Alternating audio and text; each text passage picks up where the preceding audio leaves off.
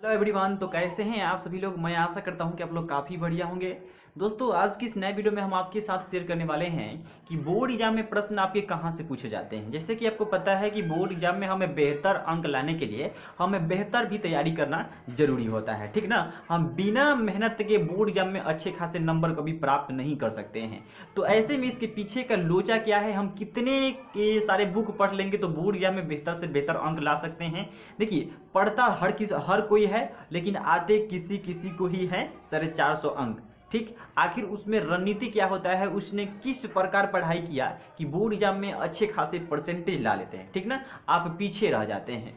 तो आप में और जो एक बंदा जो है जो बोर्ड परीक्षा में अच्छा खासा नंबर लाने वाला है, उसमें क्या डिफरेंस है, ठीक ना, क्या अंतर है, वो कैसा मेहनत करता है। जैसा आप मेहनत नहीं कर पाते हैं, आप मेहनत करते भी हैं तो उसके जैसा नंबर नहीं ला पाते हैं। तो वीडियो जो है बहुत इंपॉर्टेंट है, आप लोग वीडियो को शुरू से लेकर अंत तक देखने का प्रयास कीजिएगा। और यदि आप हमारे चैनल पर पहली बार विजिट करें तो चैनल को सब्सक्राइब कर बेल आइकन को जरूर ऑन कर लीजिएगा। देखिए, हर किसी को सपना होता है कि बोर्ड परीक्षा में मैं 90% नंबर लाऊं, ठीक ना, लेकिन आते किसी किसी को है। कारण क्या है, वो जो टॉपर बनेगा बंदा, वो एक शेड्यूल के साथ पढ़ रहा है, एक टाइम टेबल के साथ पढ़ रहा है। आप उसके जैसा पढ़ाई नहीं कर रहे हैं, आप टाइम को क्या कर रहे हैं, टाल रहे हैं कि मैं कल कर लूंगा, परसों कर लूंगा, तरसों कर लूंगा। देखिए, जिस दिन आप कल परसों करना शुरू कर दीजिए, उस दिन से आप समझिए आप पीछे के गियर में जा रहे हैं, ठीक ना। आप थोड़ा ही पढ़िए, 2 घंटा ही पढ़िए, तो 2 घंटा पढ़ने से क्या होगा कि आपका एक जो टाइमिंग जोन बना हुआ है वो बना रहेगा, ठीक ना। जैसे ही आप छोड़ते जाइएगा, कल पढ़ूंगा, परसों पढ़ूंगा, तरसों पढ़ूंगा, ऐसे करते करते आप पीछे हो रहे हैं। लेकिन 2 घंटा अगर पढ़ते हैं तो उसके रेस में सामने है, ठीक ना। कहा जाता है कि जब बंदा रेस में सामने होता है ना, जब बंदा रेस में साथ साथ चलता है तो वहां पे थोड़ा कंपटीशन क्या होता है, जुनून आ जाती है कि हाँ हम भी थोड़ा मेहनत करेंगे। लेकिन जैसे ही आप पीछे हटिएगा, ठीक ना, वो बंदा आगे निकल जाएगा, क्योंकि वो डेली के डेली चल रहा है, 2 घंटा डेली पढ़ रहा है, आप 2 घंटा नहीं पढ़ रहे हैं, ठीक ना। तो सबसे पहला बात यह है कि आपको डेली पढ़ना होगा, या आप 1 घंटा पढ़िए या 5 घंटा पढ़िए, डेली आपको पढ़ना होगा, पहला नंबर बात। और दूसरा नंबर बात यह है कि केवल पढ़ना जरूरी नहीं है, क्योंकि मान लीजिए कोई बंदा जो है 10-10 घंटा पढ़ रहा है, ठीक ना, 10-10 घंटा पढ़ रहा है और 10 घंटा पढ़ने के बाद उसका परिणाम जो है 0 आ रहा है, यानी कि उससे कुछ याद नहीं हो रहा है, ठीक ना। तो क्या फायदा 10 घंटा पढ़ने का जब हमें कुछ याद नहीं हुआ, ठीक ना। तो याद करने के लिए भी हमें क्या होता है कि थोड़ा सा मेहनत करना पड़ता है, उसके लिए सोचना पड़ता है कि हमने पढ़ा क्या है, ठीक ना। जैसे कि मान लीजिए कि आप 10वीं कक्षा में हैं, त्रिकोणमितीय अनुपात पढ़ें, उसके फॉर्मूले पूरा सवाल बना गए, ठीक ना, उसके फॉर्मूले आपसे नहीं एक भी नहीं बन रहा है, अपने आप से याद नहीं हो रहा है। तो कारण क्या है, आपका पढ़ा हुआ 0 हो गया, ठीक ना। तो ऐसा ही पढ़ाई करना है। मान के चलिए 6 घंटा या 7 घंटा पढ़िएगा बोर्ड एग्जाम के लिए तो बेटर रहेगा, ठीक ना। 10-10 घंटा, 16-16 घंटा, ऐसा जितने भी टॉपर बोलते हैं सभी के सभी झूठ बोलते हैं, ठीक ना। तो ऐसा कोई जरूरी नहीं है कि हम बोर्ड एग्जाम के लिए 10 घंटा 15 घंटा पढ़ेंगे तभी हमारे 450 अंक आएंगे, ठीक ना। आज के डेट में क्या हो गया है कि हम जो है स्मार्ट तरीका से जब तक मेहनत नहीं करेंगे, स्मार्ट स्टडी नहीं करेंगे, तब तक हमें बोर्ड परीक्षा में बेहतर से बेहतर अंक नहीं हासिल हो सकता है, ठीक ना। तो स्मार्ट तरीका से हमें पढ़ाई करना पड़ेगा। स्मार्ट तरीका से पढ़ाई करने के लिए देखिए, अब आपके पास 2 बुक उपलब्ध है, एक आपका एनसीईआरटी है और दूसरा क्या है, आपका अदर पब्लिकेशन का बुक है, ठीक ना। तो आपको सबसे पहले मैं बता दूं कि एनसीईआरटी से आपके बोर्ड एग्जाम में 80% प्रश्न पूछे जाते हैं। मैं गारंटी के साथ कहता हूं, आप बोलिएगा तो मैं उससे कंसेप्ट को मिलवा दूंगा कि 80% प्रश्न पूछे गए हैं या नहीं पूछे गए हैं, ठीक है। और 20% जो है आपके अदर पब्लिकेशन से पूछे जाते हैं। जो अदर पब्लिकेशन हो गया, जैसे कि आपका मैथमेटिक्स हो गया, इसमें 20% प्रश्न जो है अदर बुक से क्या किया जाता है, दिया जाता है, ठीक ना। लेकिन जो 80% जो आपका मैथमेटिक्स का हो गया क्वेश्चन, वो आपके एनसीईआरटी बुक से आता है।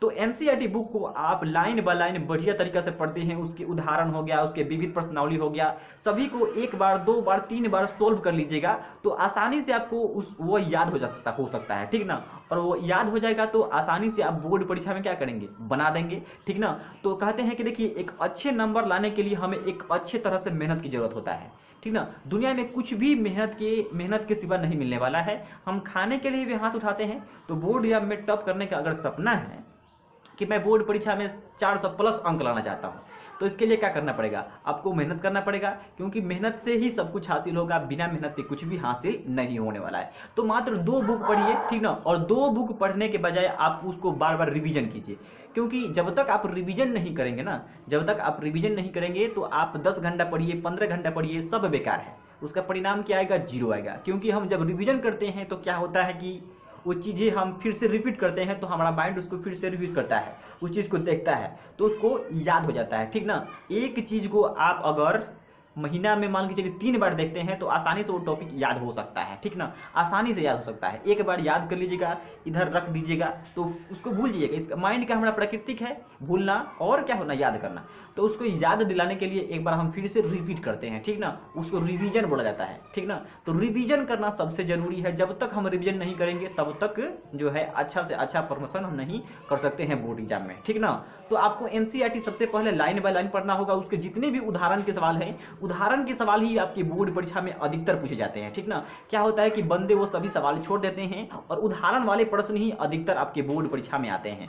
तो उदाहरण प्रश्न हो गया, विविध प्रश्नावली हो गया, सबको सब जितने भी प्रश्न हैं सबको आपको सोल्व करना पड़ेगा, ठीक ना। तो मुझे आशा है कि आप समझ गए होंगे कि हम कहाँ कहाँ से पढ़ेंगे तो बोर्ड परीक्षा में कहाँ कहाँ से प्रश्न पूछे जाएंगे, ठीक ना। तो एनसीईआरटी हो गया और अदर पब्लिकेशन का एक बुक ले लीजिए जो अच्छा सा मार्केट में चल रहा होगा। भारतीय भवन हो गया या एनसीईआरटी है तो उसको पढ़िए, ठीक ना। भारतीय भवन से आपके 20% जो है मैथमेटिक्स के सवाल रिपीट होते हैं बोर्ड परीक्षा में, ठीक ना। यानी कि 20% जो है आपके अदर पब्लिकेशन से आते हैं, 80% आपके एनसीईआरटी से आएंगे। या तो उदाहरण का सवाल होगा, नहीं तो आपके जो उसमें प्रश्नावली दिया गया है या जो विविध दिया गया है उसमें से सवाल होते हैं। आप जितने भी पूछे गए हैं पीवीएसएस में उसको उठाकर एक बार मिला लीजिए कि सभी के सभी प्रश्न जो हैं एनसीईआरटी के हैं या नहीं हैं, ठीक ना। अधिकतर सवाल जो मिलेंगे आपके उदाहरण के मिलेंगे, विविध प्रश्नावली के मिलेंगे और आपके प्रश्नावली के भी उसमें सवाल मिलेंगे। तो आपको एनसीईआरटी पर ज़्यादा पकड़ बनाना होगा, ठीक ना। इतना पकड़ बनाना होगा कि जैसे कि मैंने किसी ने पूछा कि ये सवाल जो है कितने पेज नंबर में है, तो वहाँ तक आपको पता होना चाहिए, पेज नंबर तक पता होना चाहिए, आंसर तक भी पता होना चाहिए, ठीक ना। तो आंसर कब पता हो सकता है, जब उसको आप 5 बार बना लीजिएगा, 6 बार बना लीजिएगा, तभी जाके आप उसका आंसर मुझबानी जो है बता सकते हैं। तो मैं आशा करता हूं कि वीडियो आपको पसंद आया होगा। अगर वीडियो पसंद आया तो वीडियो को लाइक कर दीजिए और अपने फ्रेंड के पास भी जरूर शेयर कर दीजिए। Thank you so much for the watching this video.